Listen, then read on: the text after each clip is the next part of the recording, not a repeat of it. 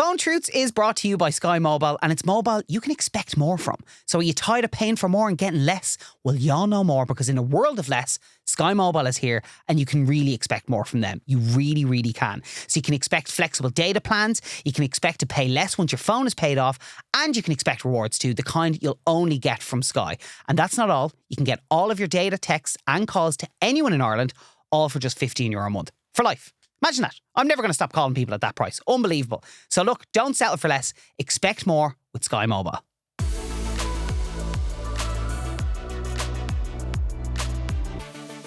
Hello friends, and welcome back to another episode of Phone Truths, the podcast where we find out more about the lives of our guests through the prism of their mobile phone. Now today's guest is someone who I've actually really looked up to for a long time, and someone who's actually ended up being really helpful to me in my career. We'll get into that in a little bit later.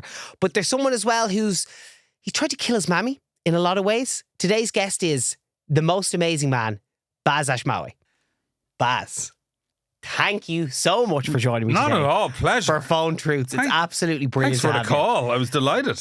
No, I'm really buzzing. And do you know what? I want to start off by letting people know, because there's all these things that people wonder about, what's that person like in real life? Or what's this person? That's the questions I always get asked. Yeah. One of the things that people would never see is the people you get in touch with for advice, career advice. And you're one of those people who I've got in touch with before for career advice.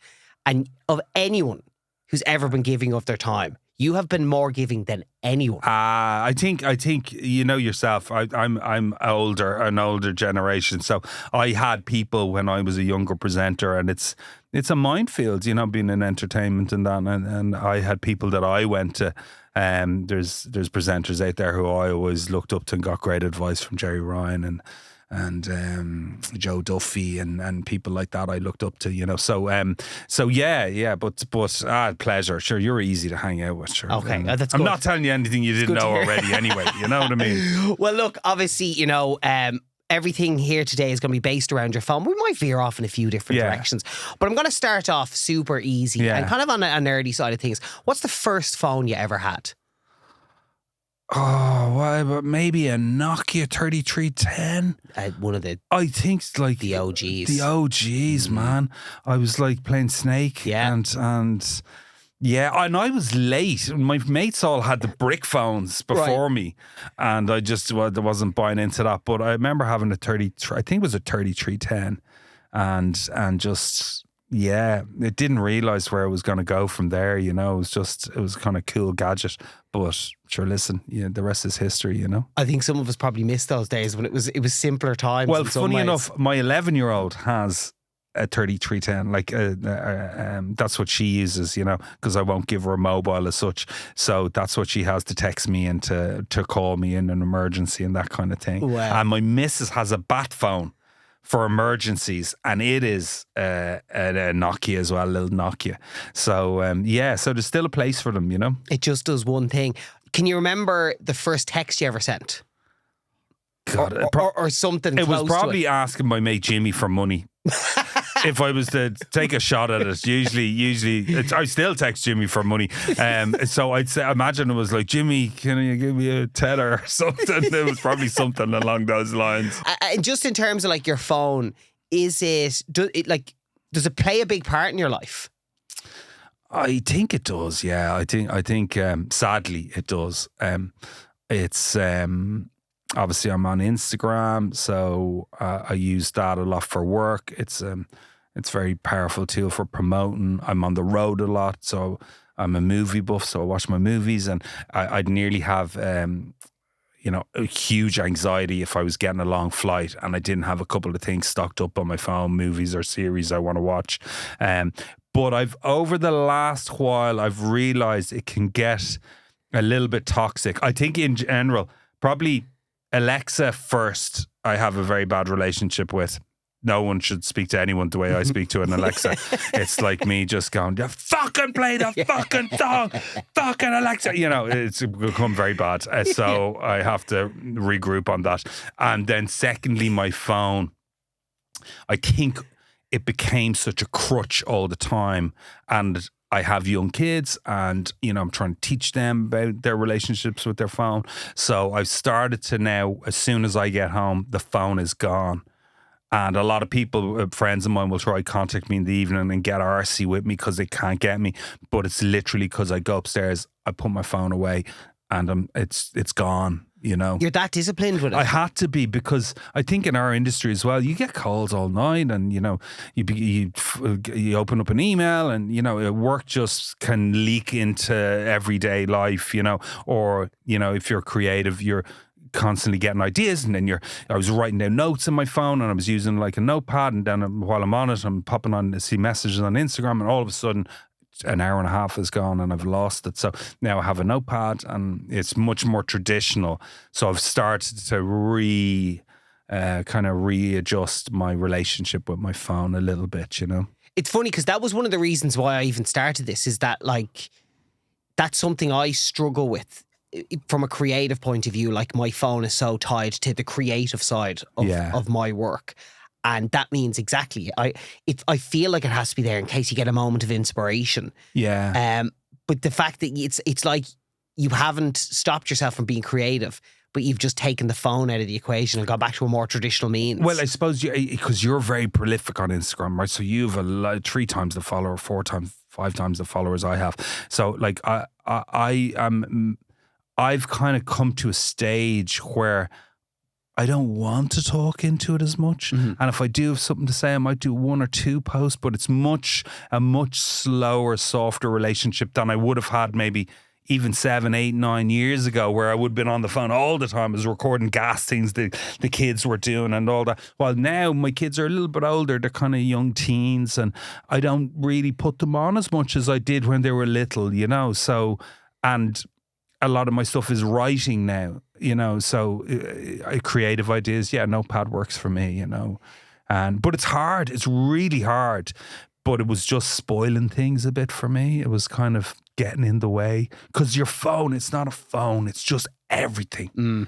Right? It's just everything now. Yeah. It's contact. It's constant constant connection to outside of your home. So when I'm at home, I work a lot. So when I'm at home, I just want to be present a bit more, you know, and it was something I noticed I was kind of falling away from. I'd imagine there's a lot of people who will be listening to this feeling the same way, but they've never gone to the point where they've gone, right, I'm just going to put the phone away and think about it tomorrow. Yeah. How was that transition period when you first started doing it? Like, is it like when you try and give up sugar and it's nearly like you have withdrawal? Like, is it a hard thing to do? You have to literally, I couldn't even like have it on the table or have it around me. So like, even I get into my bed and I wanted to chill out, started buying a load of graphic novels, be going into Big Bang Comics and buying all these graphic novels just to flick through and read in bed and just chill out and just disconnect from screen time. Because there's a great Einstein quote, creativity is the residue of time wasted, right? So what that basically is saying is that sometimes you just need to sit in your head. And this is the thing with younger generations, is that, you know, they've they want, you know, instant stimulation. So, oh God, I'm doing nothing now. So, you know, I mean, when's the last time you went to the toilet without your phone? Yeah. Do you get like just those little? So, because I'm always trying to think, I need time just to sit in my head, and I can't do that if I'm looking at a clip or looking at a text or looking at, you know. So I had to step out, and it does help. It does help a lot, you know. That's nearly made me figure out something in my own head in terms of the times when I come up with the most ideas. It's either when I'm driving or it's when I'm running. And actually, they're probably the only 2 times where I'm not asleep that I don't have my phone in my hands. Well, the funny part is you think of something, you go, oh God, I'll Google, you know, and you go to, Google something rather than just going with a thought or thread and not fact checking something, but just letting your brain just melt a bit, just sit in your thoughts. You know, it's if you're creative of some sort, it's the best way, I think. You kind of touched on this, but has your relationship with your phone changed over the years? Even from both a personal and a professional point of view? Yeah, completely. Yeah, it's trying to detach into like when I was younger, like I said, I would be on Instagram a lot. I would be using it for content all the time. I would be constantly. I suppose what it is I'm growing up around teens, and we have older adults now who are 25 and 27. They have kids of their own. Then I've like 20-year-olds and 22-year-olds, and then I've little teens like 11 and 14. I can see the difference of their relationships with their phones through those generational breaks. Right. And the youngest generation now is completely different. In what way? As in everything is online, everything is phone. Like I have an 11-year-old who's just begging, is just waiting for a phone. Yeah. And I'm terrified of handing it to her. So my thing, like even we were taking a drive and I was saying to my daughter, like, you know, I was saying there's no phone in the car. We're going down to Kerry. And she's like, oh, Dad, what? No phone. And I was like, your sister doesn't have a phone. Yeah. So she's just going to be sat beside you in the car looking at you on a phone, which is torture. So, and then we had the crack on the drive. We were singing songs, we're having jokes, and then we got to the end and I was like, do you see the difference of how that journey could have been and what it was like? And she was like, yeah, no, I get it. You know, so sometimes, you know, it's like eating healthy. You know, for me, there's no point in me telling them not to eat ice cream and then I sit there with big Häagen-Dazs tub wolfing ice cream and going, yeah, calories, I've got to eat healthy and nutrition. And, you know, it's nonsense. They do what they see. So I have to lead by example. And that has forced me into having a healthier relationship with my phone. I still love my phone. I still use it in the office all the time. You know, I search on it, I look on it, I get entertained by it. You know, it's still a device that they're amazing. They are amazing, you know. I can't believe how quickly we've gone deep with this, but I want to keep going with it. When you talk about the kids and, you know, their relationship with the phone, is it something that as a dad, does it scare you with where we're going?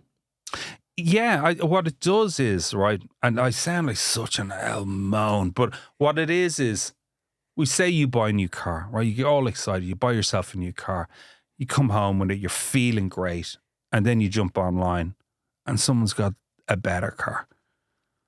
All of a sudden, it's just watered down your emotions or your self-worth, or, you know, it's stopped you. It's always been a comparison. Yeah. And I suppose that's what I felt responsible with being online, say on Instagram, where I just thought, I don't want people to constantly think, oh God, look how, you know, because they already think what a great life this dude must have, you know, because, but it's not always like that. Yeah. That's not the truth. I prefer the raw, real stuff. Yeah. Where you're going, oh my God, I just caught my daughter crawling on her belly through my room because I took her phone over at 5 a.m. Crawling on her belly at 5 a.m. to take the phone out of it. And I'm like there's nothing sadder than looking at a teenager on the floor with a phone in her mouth and you're going, oh my God, what are you reduced to this? But that's what it is. Yeah. And I'm like, this is real. This has happened. Yeah. And so she's banned off her phone, but she's got nothing to lose. So she's like, I'm going to get this phone back. You know, the girl can't get up at 7 o'clock for school, but she can get up at 5 a.m. to rob her phone. You know, so it is that thing of, do you know what? I'm going to lead by example here, you know, and being forced to do that has made me kind of get to a much better place with technology, I think, you know. Did you have a moment where something clicked and you went, oh, okay, I need to change my approach here? Well, like, did you scare yourself or did you know? It was more just noticing things with my kids, like, you know, talking to strangers online is a big one, you know, and that happens, that gives you a spook.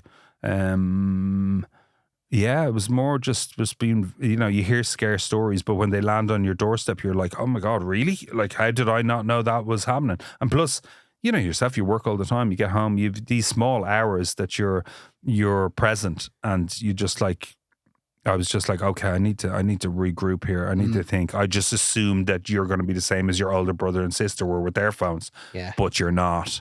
This is very different, you know. Yeah, okay, so we went super deep really quickly. Sorry. No, which is... Just phone bashing. I loved it. I just sit here with a hammer just smashing phones, going, fucking phones, fucking hate them. But I don't hate them, but like I embrace the technology of them, and I do use them, and I do like social media, but it just needs a leash. But Baz, that's what it is. That's why I'm so interested in it, because anyone who says that they're not battling with that, I think they're either lying or they haven't realised it yet, that they probably have a problem with their phone. Unless you have it all figured out. Fine. Like my mother. Yeah. Right, even her generation. Yeah. Constantly. Do you want a Wordle? No, I don't want a fucking Wordle. What? Do you know, like, does anyone want a Wordle? No, nobody wants a fucking Wordle. Yeah. Like, it's just that thing of, like, it affects everyone. It affects everyone. And I just am a tactile person. I want to sit here with you. I want to have the crack with you. I want to talk to you. I want to connect. Yeah. And sometimes, you know, the phone is an obstacle, you know. And that's the thing. We forget that we are part of a generation that is in such a period of transition with technology. I want to know, did your phone, has it ever gotten you in trouble? Yeah. Yeah, it did. It did. Many, many moons ago, I did a show and I'd had double lung surgery at the time and I'd come off and I was doing this show where I was going off to wrestle alligators in Denver. As you do. And at the end of the show, I always remember at the end of the show, I was wrestling this 11-foot alligator and I started crying at the end and everyone was like, oh my God, so amazing how emotional you were. And I was like it was such a triumph for you to, and I was like, no, it fucking wasn't. I was so happy I didn't get killed. I couldn't breathe, you know. And then one of the shows went on to, the next one was in Ethiopia and I still wasn't fully recovered. And I think I was on a lot of steroids and stuff and I'd kind of bloated. And a commissioner commented on my weight to someone and someone went, oh, someone's commented on your weight. And I went out with my mates that night and was pretty fucking hammered, drunk, and decided, you know what? Oh. I'm going to tell this fucking guy what I think. Now, drink aside, actually, in some ways the right thing to do. Yeah, it is, but not when you're misspelling it. And it's very obvious that you're drunk texting them at like 11 o'clock. By the way, it came to my attention that fuck you and fuck, you know. And I remember there was a lot of drama based around it. A lot of drama, you know, because someone had told me in confidence, because they're not supposed to share what goes on in rooms, but someone had commented about my weight or something, and but that had got me in a lot of trouble. Okay. So yeah, so that wasn't clever, you know. But understandable though too that like you were riled up by it, because like one, it's not the right thing to be doing anyway, but two, the backstory as well to all of that. Like but like, listen, look, this is just like sometimes people have private conversations that are private conversations, and you're not supposed to hear them for a reason, you know, and that's their decision, you know. But it'll come to my attention. I don't think anyone in the business would ever tell me anything again. Now I don't drink, so I'm a safer bet, you know. But at the time, I blame it on tequila. As an aside, do you think the industry's gotten a bit better with that type of thing? Much better. Okay.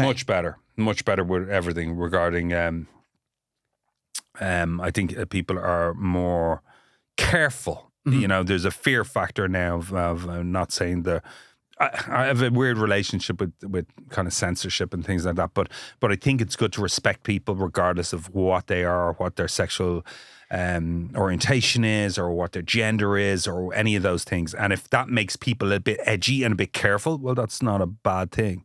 Yeah. You know, that's not a bad thing. I obviously I'm a mixed race presenter. I don't see a lot of mixed race presenters around, so probably I'd like to see more representation in Ireland like that. But I'm also very Irish, and it is what it is, you know. Do you think being a mixed race presenter, did it make it? I never thought of myself as a mixed race presenter, because I've only ever thought of myself as Irish. It was other people that commented that I was a mixed race presenter, and then I don't think it was a bad thing, because I think actually maybe that was a plus. Yeah. Like, you got to remember, say I did 50 Ways to Kill Your Mammy. I sat in a room, no joke, and someone had a file and they were like, and you're half Egyptian, are you? Tick. And your mother, is she over 70? And I was like, yeah, she's 70. Tick. And there's a lot of box ticking goes on now, you know? And I'm no stranger to being aware of that, you know? And I suppose I've done shows on, say, The Lost Muslim and Islam. I wrote Fateless, you know, comedies and things based around mixed race families. And, you know, that's my creative outlet for if I want to do that. But I'm not a I'm not really a flag waver for it, but I just think being mixed race, whether you're half Egyptian or you're half Polish, half Irish, or you're whatever it is, I think just being dual nationality sometimes can be confusing. Because you think you're Irish, and then someone tells you, well, you're not real Irish, or what does Irish look like to you? And then you go to Egypt, and you're like, oh, I'm going back to Egypt then, and you're back in Egypt, and they're like, you're not Egyptian. And you're like, well, what am I? You know. So it can be you can go through a stage of being confused with it, but I'm very happy. Like I only ever see myself as Irish, and when I'm in Egypt, I'm very proud of my Egyptian heritage, and I like Egypt and I like Egyptians, and I see the commonalities, but a lot of the time people who are giving opinions about things, maybe they've never been to these places, The more you travel, the more you see parts of the world, the more you see there's much more similarities between people than differences. And I think maybe just some people haven't traveled enough to see that, everyone's there's dads and brothers and sisters, and people have aunties who are tight, or mothers who are frugal, or, the son who's the prodigal, or they're all the same stories. They're just in different landscapes, and maybe people's colour is different. But in general, we're not a million miles away, but people make these big differences, but I don't see them. Do you think our phone's fanning the flames of us thinking that we're way more different, that there's way more things that separate us than there actually is? It's funny you say that, because at the moment, like, I'm really struggling. I'm really thinking, will I get rid of Twitter? This is one of my things at the moment. I'm just like, I don't know what to... Like, I know it's algorithms, right? So I know they're feeding me what I want. Like, I'm always, you can look at what your followers are looking at. Yeah. Like, for you. And then there's the Twitter sphere, which is just sometimes just too much for me, man. I'm just like, some of this is... I don't feel good watching this stuff.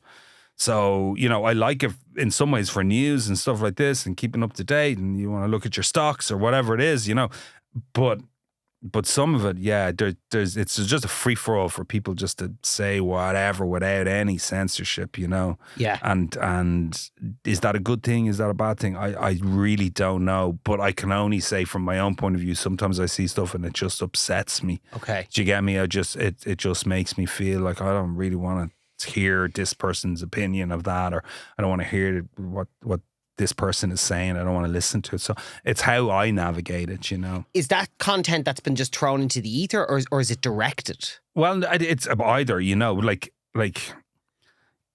if you're on Twitter or I'm on Twitter or we're on Instagram, we're us. Right? Now, to other people, they might think we're just, whatever, some...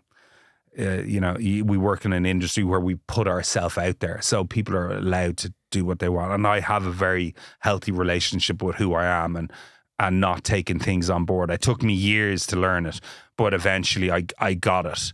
And it's to never take compliments too heavily and to never take criticism too hard. But that leaves you in a state that when people are saying really nice things, you have to kind of go, well, thanks, but I don't really give a shit. Yeah. You have to stick by your own kind of integrity, because then when they're slamming you or attacking you, you can stand by and go, do you know what? I don't take too much of this on board, which is hard. Yes. But for me, it works well like that, and the same with critics and papers and things like that. When they're telling you you're great, that's fine, but you take it with a pinch of salt, Yes. My thing is walking down the street and people coming up to you and going, oh, I love your show and I love this, and this is my favorite. And that's what matters to me. Like, that's what matters. I'd love to know now, we're to come back to what you were talking about, the highlights reel of your phone. Is there any favourite memories you have in your camera roll? I brought my boys to Ibiza last year for the closing parties. They're like 25 and 21. And Harry and Jake, and I brought them away. What a fucking cool dad flex. I think so. Yeah. I think so. I'm not sure. I was teetotalers. I'm designated driver, bringing them to clubs. But it was really cool. It was a great thing to go to a club with them, be these super clubs in Ibiza, and just have a great time. And some of my friends were there, and some of them are wild and some of them are straight as an arrow. So there was a nice mixture of us, but I was surrounded by men that I love. Yeah. Do you get me? Like guys that I really care about. And we just had a great time, So I have a clip of that. I think I think was seeing Claptone and the music and walking through the club. And every now and then I'll kind of look at it and it'll place me in a really happy place. You know, when they go to your happy place, I'm like, it's in Ibiza. I like 5 a.m. You know what I mean? In Pasha, that was the best. And my wife's like, is that your happy place? I'm like, yes. Yeah. I'd love to get into the good, the bad and the ugly now. So this is just memories from across the years from your phone. And, you know, I suppose moments where you don't even realise it, but your phone is like playing a supporting role in like significant moments in your life. So I'd like to start off with, what is the best phone call you've ever received? I think probably, I remember I was out of work for a few years and it was hard, and you have rainy day money saved, and it was pissing because I was out, and I remember thinking, I really need something to land.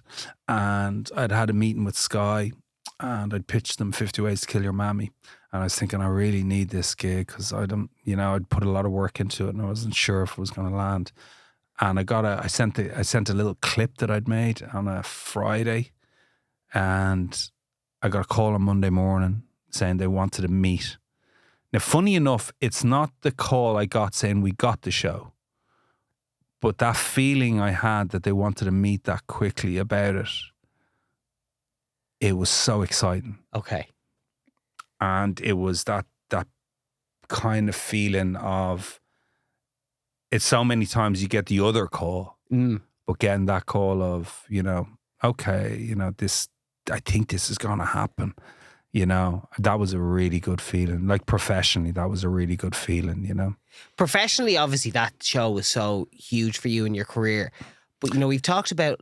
go on. Yeah, no, because people they always think because it was this kind of global hit and there was awards and all this kind of, you know, Emmys and IFTAs and all these awards. But it wasn't that for me. For me, it was the first time I'd created a show myself fully and had told other people, no, I'm going to do this on my own. I'd started my own company. I had very clear vision of what I was going to do with it. And I kind of stuck to my guns with it. And I was right. And sometimes you just, you know, it's very easy to tell people, believe in yourself. And it's good. And you should believe in yourself. But sometimes you just need something to tell you you're right. Something to give you the carrot to kind of go on. And that was that for me. It was a game changer for everything on from there. You know, it changed how I worked, how I thought of myself, how I viewed myself. It was a great self-esteem boost for me. And it came just in time, you know, because I had like 2 very young kids at the time and the other 4, and you know, it was needed, you know. Is it also nice to have all those moments captured with your mum? Something that's there. Do you know, Cara, it's so funny. The other night, my 11-year-old at the moment is watching 50 Ways, and there was a scene, and we were watching it, and she looked over, and I was teary. It was like the end of a series. It was a beautiful scene. It was me and her dancing in Tokyo, and they're playing this remix of Aha. It's all very moving kind of stuff. And I remember even in the edit when we were doing it, I was like teary doing it. But this is amazing. My mum is now, this is like, you're talking like my mum's now 82, right? So, you know, your relationship changes with your parents as they get older and older. And for me, this is like my mentor of a person and someone who's always had my back. And to have them recorded, they give me a kick every time I see them. Now I don't get to watch them a lot, but even my mum said I watched one of the episodes the other day. You know, she gets a kick because it's, you know, sometimes she probably can't believe what I did to her. You know, I think the hint of Christmas, getting a crash helmet for Christmas of your son is probably a good tip to. I need another son. Yeah. But no, it was it was a pleasure to do. It was an honor, you know. How is Nancy? She's rock and roll, man. You can't keep her down, man. She flies. Like I literally can't book her in. Like she's just so busy. She has such a busy life. And she's traveling all the time. She's got great pals, and she's. Do you know what she has that I love? she's so content in who she is. I was at dinner with her, took her out for dinner. We went to see a play Reunion in the Gaiety last week. And we're sitting there in this restaurant, a nice restaurant. And she put the bloody fucking plastic bottle in her bag. And I was like, what are you doing? And she's like, no, 15 cents. And I was like, what? I was like, please don't do that. And she's like, are you finished with yours? And I was like, no. And they were from the theatre. They weren't even in the restaurant. So I was like, why have you got them on the table? Just put them away. And she was like, no, give me your one. And I was like, she's like, don't crush it. And I was like, can we not have this fucking conversation right now? You know, so she's never going to change. And you could give her all the money in the world and she wouldn't give a shit because you realise that that's not it. Yeah. She is completely content and happy in who she is. And I would love that. Yeah. What's the best phone call you've ever made? I was probably telling my family about one of the kids being born. I couldn't pick one because that would get me in a lot of trouble. But the kids being born is an amazing moment in your life. You know, it's a very exciting, very special for me, you know. So, yeah, probably the kids being born, you know. I often go back to all of the WhatsApp messages from the days that our kids were born and like updating the family about, you know, like Ash is in labour and, you know, she's fine or she's just had her epidural, whatever. The whole process. And I love reliving it because, you know, I don't have recordings of the phone calls that I made to them.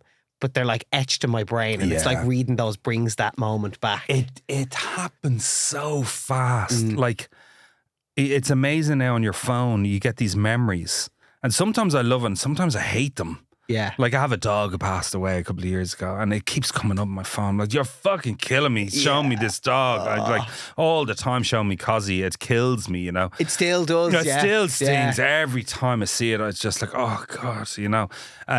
But then there are other moments that happen, and especially as your kids get older, because it flies. Yeah. And the older you get, like we say, like I'm coming up to my 50s now.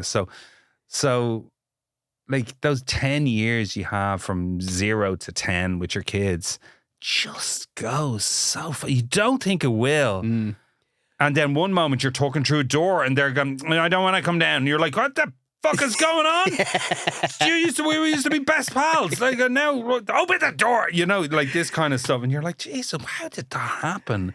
And then they come back, and that's amazing. Okay, you know, so it's just this whole. Yeah, I'm talking about family a lot, but that's a big part of my world. Yeah, exactly. You know, it's why you do what you do. And I used to have grandkids now, you know, so even seeing them, they're amazing. But they're my favorite ages. They're like, you know, 3, 4, you know, they're so much fun. It's exactly where I am at the moment, they're Davey. so much fun. Jesus, it's like, and Christmas is so much fun. Like, I miss that. Okay. You know, I really miss Christmas. You know, I used to be a fucker. I'd have like, you know, the reindeer bells out the window on a fishing rod, and I'd be tormenting them like to and then run down. Did you hear something? And they're like, Dad, you know, and all that magic and Halloween and all those things. So we still try to keep a lot of those little traditions, you know, a lot of fun, you know. Yeah, it is such a. This is like the you know, soppy dad and me talking, but like everyone said that to me at the start. They were like, I'm telling you now, it goes so fast. And I'm only starting to get a handle on that because Davey's like already nearly 3.5. And I'm like, Jesus Christ, we were in the hospital like 3 minutes ago. But it's amazing because like then you walk into a nightclub in Ibiza, and the little boy who you knew is now standing beside you, it's you know, crazy. and smiling over at you, you know, and you're like, wow, this is the journey of life with people, you know. But there's very few people like that who you get to watch turn into the people they are, and then when you see them turn into really nice people, you're like, fuck, thank God.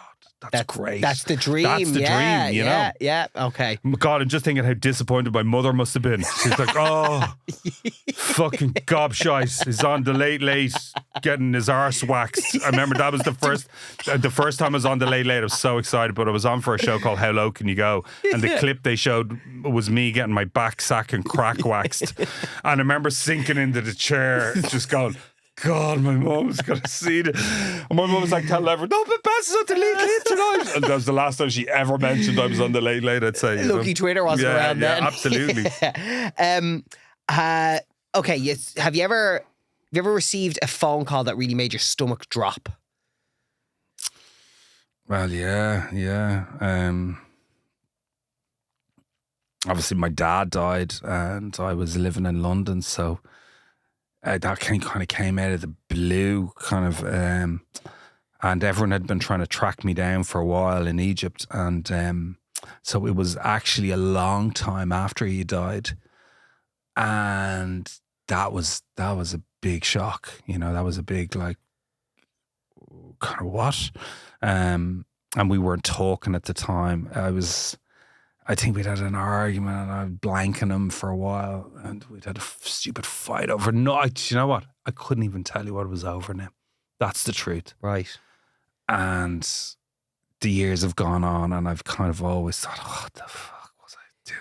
But I was stubborn and young and living my own life and, I was at a different stage in my life, but that was a tough call.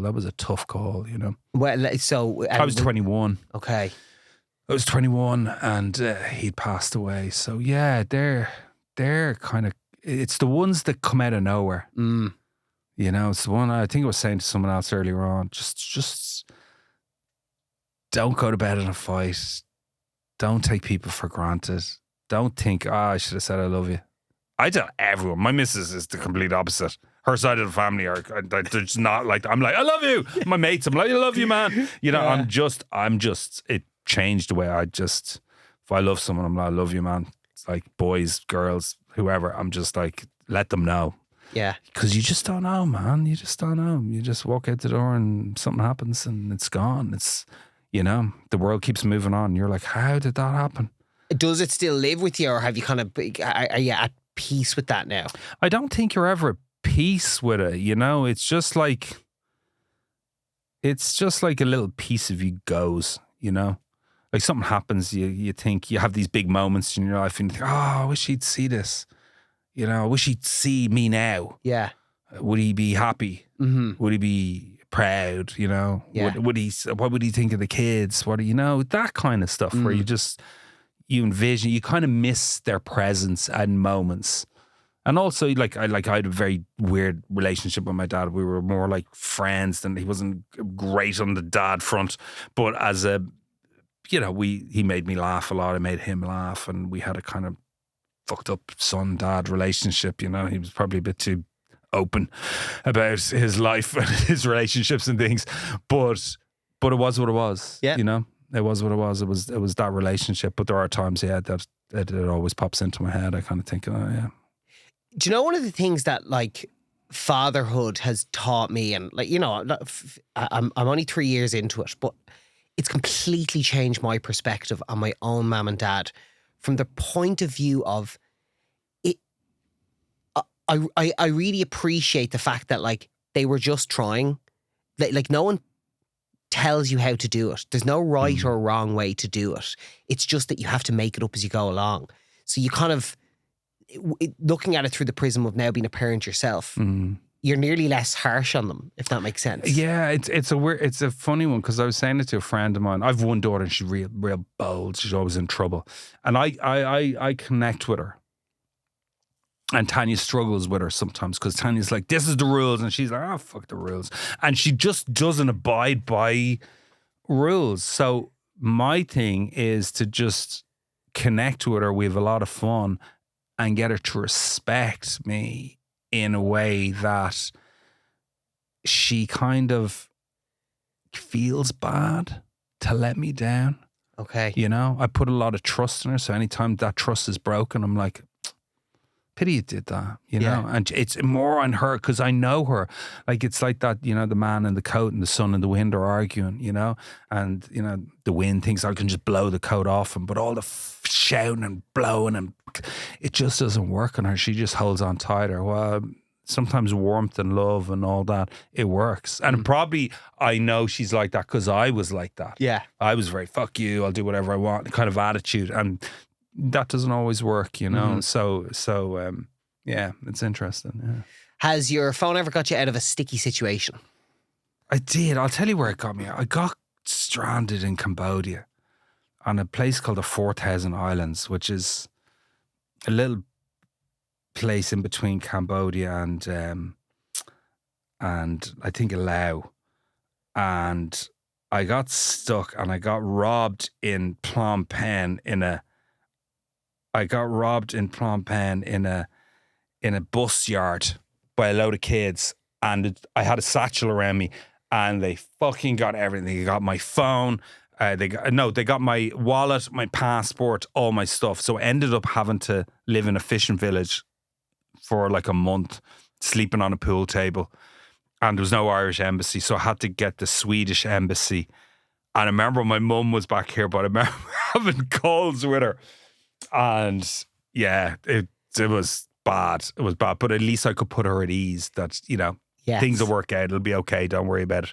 But yeah, I think in the end they got me a temporary passport or something, the Swedish embassy, to get me back to Ireland. Wow. But I remember I was sleeping on this pool table at night, and I'd have to wait for all these Cambodian lads to finish playing pool. It'd be like 1 a.m. I was like, I really want to go to bed on my bed, please. And I remember one night this Dublin Jersey walking by going, hold on, you're your man from that budget travel show. And I was like lying on the table going, yep, that's me. And he's like, shit, you do this for a real deal. And I was like, not usually, but now I'm a fisherman. Yeah. You know, and they were doing the net fishing, you know, on the little boats where they throw the nets out, and they're so nimble, and they throw the nets out and they pull in the fish. And I remember fucking tipping over boats and be stuck in this fishing village, and everyone's giving me daggers because I was after tipping over the boat with all the fish in it. So you were actually helping out? Oh yeah. Wow. Just because you were stuck? Well, yeah. No, like your man, like, it's so funny because I went back to the fishing village to pay the guy back money. He used to let me sleep on the pool table in his bar for $1 a night. And there was one night we're sitting around this fire and we're all eating barracuda because I'd fucking tipped the boat over and all the fish, and we're gone and we're all eating snake. And I was like, I think everyone's pissed off at me. I'm not sure, but I'm pretty sure everyone's pissed off at me, you know. But I went back, and it's so funny. I went to give him not a load of money, but I went to give him a chunk of change, you know, and he wouldn't take it. He was like, I have it in my book here, you owe me whatever it was, $35 for 35 nights, and that's all you owe me, and that's it. And he was very sweet, very nice, very kind. They were very kind people to me, but there you go. Yeah, having that communication, I don't know what I would have done without it. Yeah. Okay, couple of quick fire questions before we go. Yeah. Who is your most called person? Tanya, I'd say. Okay. Yeah. And is that just house admin? I wish she wouldn't call me as much, but she does. Or like I leave the house and she's like, by the way, I'm like, I've just flipping left you 2 minutes ago. Why are you talking to me? But yeah, we talk a lot on the phone, yeah. Does Tanya, from our perspective, like Ash for me, like if Ash wasn't there, I don't know if I would exist. I don't think if I'd have a career. Does Tanya help you from that point of view? Like Tanya, like it's sad to say as a man sometimes, like it can be hard, but like she runs our family, you know. Yeah. So, you know, I get kicked out the door. It's like the artful dodger. Do you know, I'm one of those little pimps that comes back with a couple of change and sees whose pockets I've picked, and she puts it all together, you know? So she's great like that. What's the last message you sent, and what's the backstory to it? I say quick fire, but it's actually, these are the like invasive questions. Yeah, I'm just trying to say, one of my friends was asking me that I train with, this is so sad. What did I have for breakfast? He's keeping an eye on what I'm eating, so I sent him a picture of my breakfast. That's shit. What did you have for breakfast? What did you have? It's very healthy. I had poached eggs and salmon and something else. Beautiful. So I was sending him that. But the rest is, I picked up a car, and so a few of my friends asked me what car I got and stuff like that. What did you get? I don't want to say. Okay. Yeah, fair just a car. Yeah. Just a car. Who's the most famous person in your phone book? Ah, God. I think probably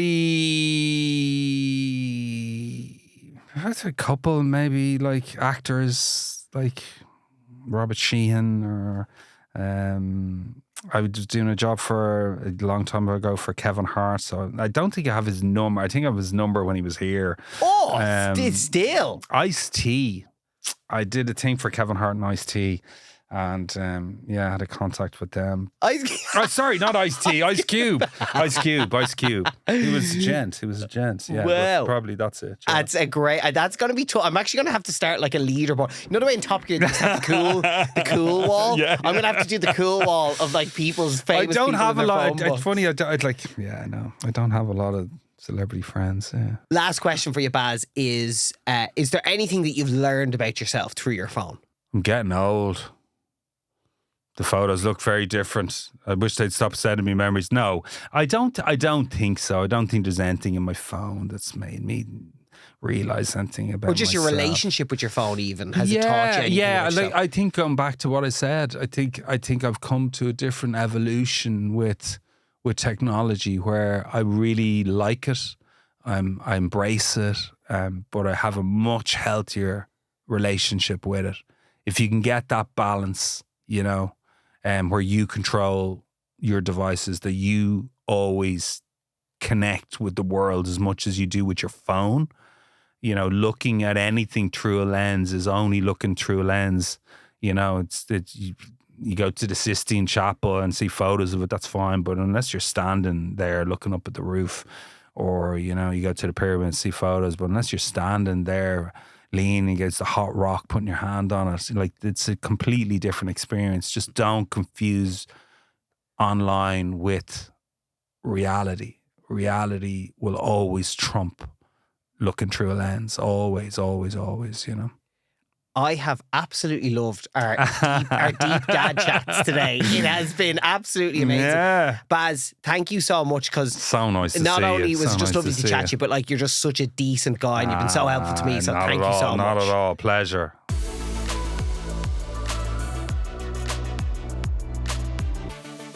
Phone Truths is brought to you by Sky Mobile, and it's mobile you can expect more from. So are you tired of paying for more and getting less? Well, you'll know more, because in a world of less, Sky Mobile is here and you can really expect more from them. You really, really can. So you can expect flexible data plans, you can expect to pay less once your phone is paid off, and you can expect rewards too, the kind you'll only get from Sky. And that's not all. You can get all of your data, texts and calls to anyone in Ireland, all for just €15 a month. For life.